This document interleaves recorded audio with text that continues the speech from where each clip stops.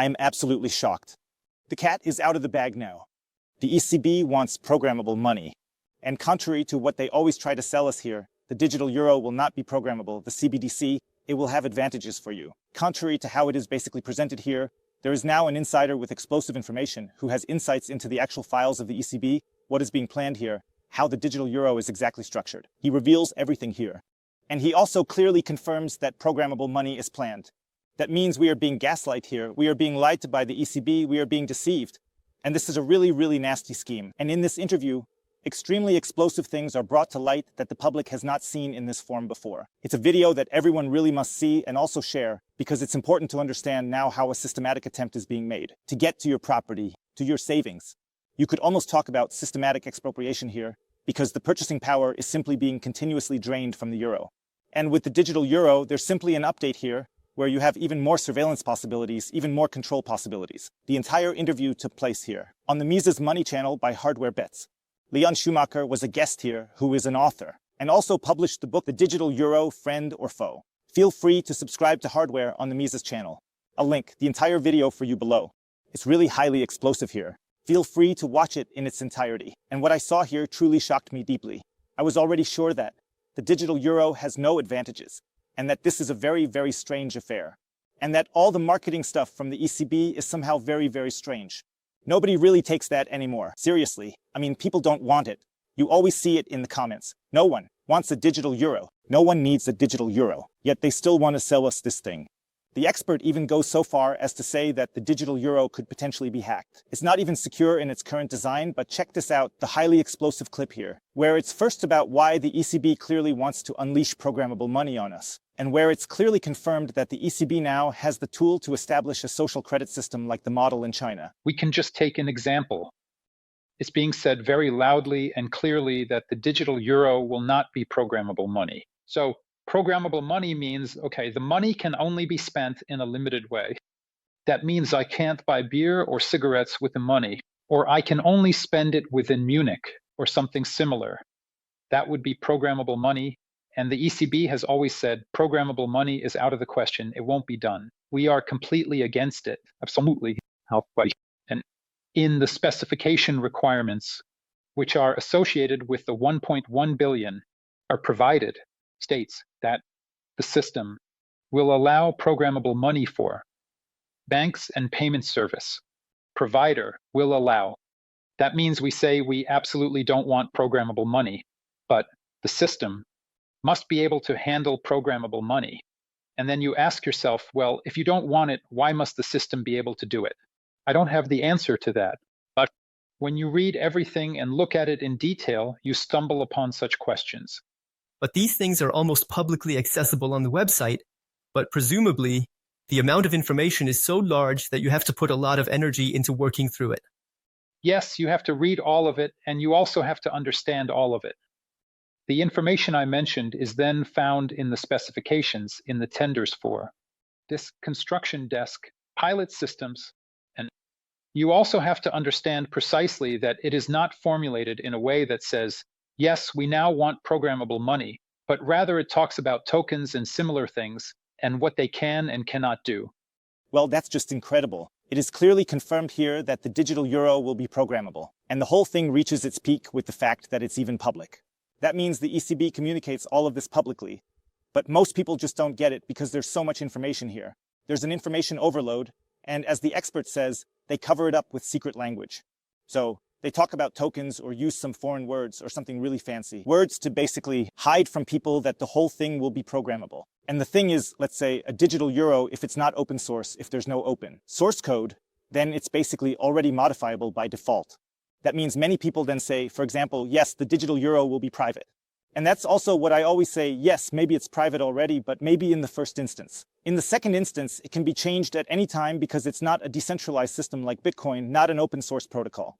Behind it, I can't check the code. Everything is closed source. And that means sooner or later, this power tool can be exploited here. I don't even want to accuse people here of wanting to completely take advantage of others right from the start and launch the whole surveillance thing. But that can happen in later instances. Then it can happen once the tool has been introduced. That's why many people are so strongly warning against it and are sounding the alarm here. Once it's been introduced here, you can keep expanding it further and further. then the surveillance can, so to speak, be built up more and more, I would say. And that's why it's so important for Bitcoin. If you have Bitcoin, you can view the whole situation relatively calmly. So definitely send it to the people who aren't here. Understand Bitcoin, those who don't have a Bitcoin allocation, because such people are really at a disadvantage here. There's no need to panic, but if you don't have Bitcoin, you should really wake up now. And you should really consider what to do with your savings, whether you still want to keep it in euros and how you will proceed. Once a digital euro is possibly introduced here, that's not entirely certain yet. Or yes, I would say some say it's certain. For example, the ECB says it will happen, but the expert wasn't entirely sure in the interview whether they will really implement it in the form they are planning, because there are simply technical problems and so on.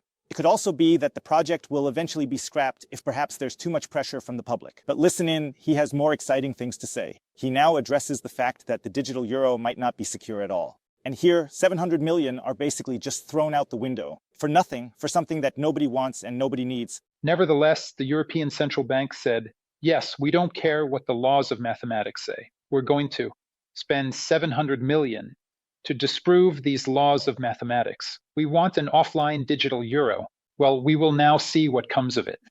The only thing that can be done in this case is to simply introduce mitigation measures that are so good that fraud cases are kept in check. But we will see where this leads.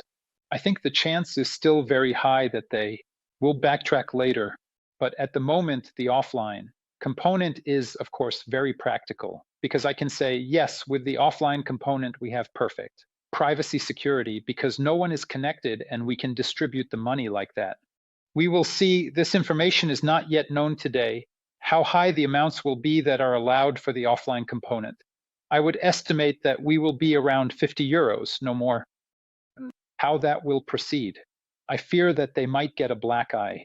Maybe they will get smart after having squandered 700 million. And otherwise, one will become smart when it gets hacked.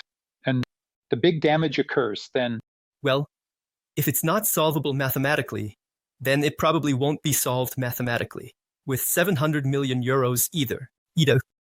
And then it will probably come down to some kind of solution. I simply reduce the number of transactions that are possible, create a cap, as you called it, with, for example, 50 euros to essentially minimize the incentive to commit fraud to the point where it might not be as interesting anymore. So that's how it all sounds to me. Yes, I think that's how they will try to do it. They will say, we will try to do this with secure software. So that means a system is being built here that mathematically cannot work from the ground up. So this is obviously about privacy. That means he is saying here that privacy cannot really be guaranteed. And even security cannot really be guaranteed in some cases. And what we have now is basically what we often see in science today, that, for example, things are not simply viewed objectively. Hey, is this good? Is this bad? Can we have advantages or can we have disadvantages? And so on. Instead, it's basically a goal is defined, and the goal that is defined is, for example, to sell people a digital euro. And then a study is set up or money is allocated to a project to basically prove that the goal, which has already been predefined, is indeed, I would say, truthful. And then basically all possible studies or all possible things are derived in such a way that in the end, the conclusion is, yes, the digital euro works. It is not programmable. It essentially brings more freedom for the people.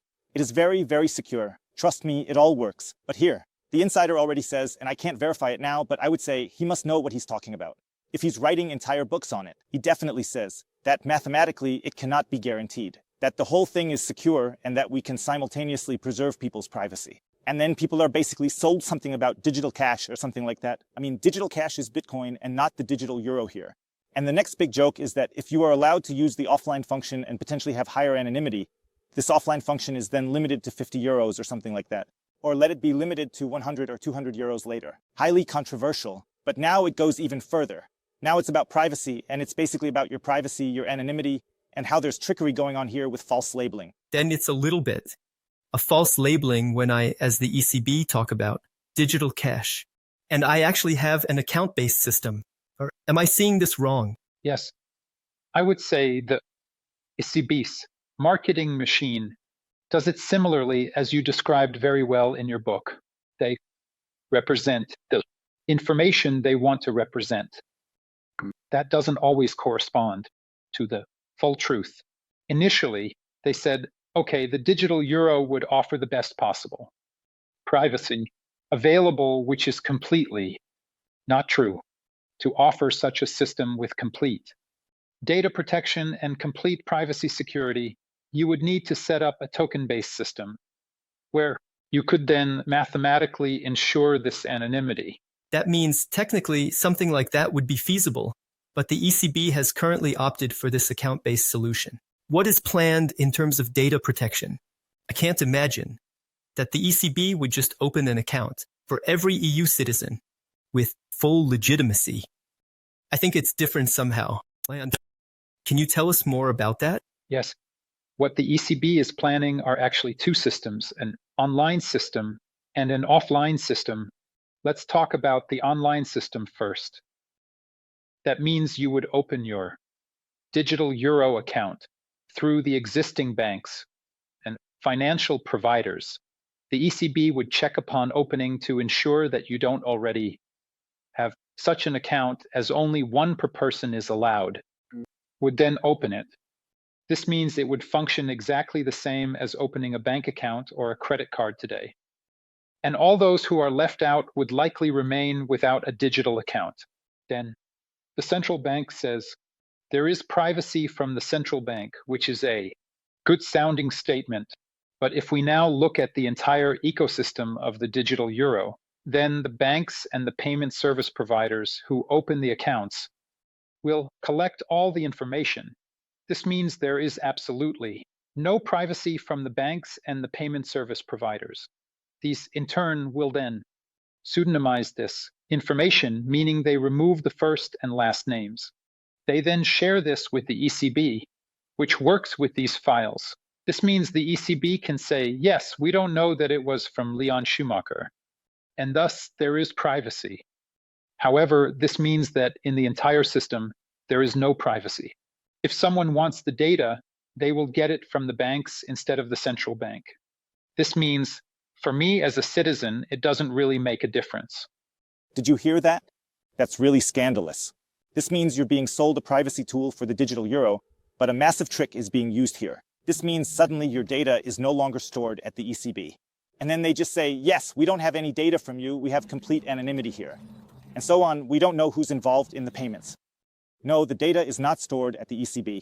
And that's actually true at first. For the ECB, everything here is anonymous. The data is stored at the banks, and for the ECB, the data is pseudonymized here. That means, like with the Bitcoin blockchain, they don't see who is behind the payments, behind the transactions.